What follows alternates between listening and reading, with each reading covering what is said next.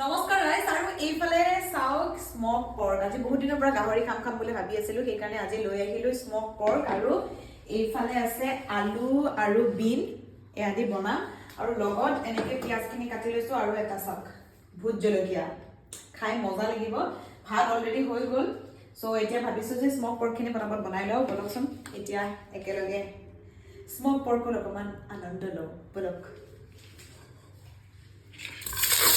यार दी दिलो एकदम गाहरी मैं बहुत दिन पर खाम बोले भाबी आছিলো কিন্তু খাবলৈ টাইম পোৱা নাই শো চলি আছিলে অফিস আছিলে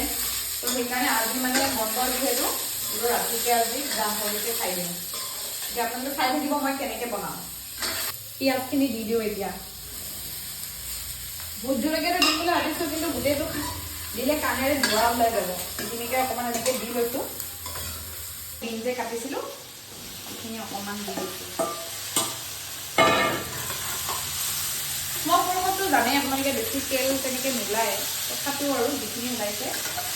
সেইখিনি দিয়ে অকমান ভালকে এইখিনি লৰাই মেলি দিও এইফালে চাওক এতিয়া কি ধুনীয়াকে এইখিনি সিজি গৈছে নহয় আলু চালু সব সিজি গৈছে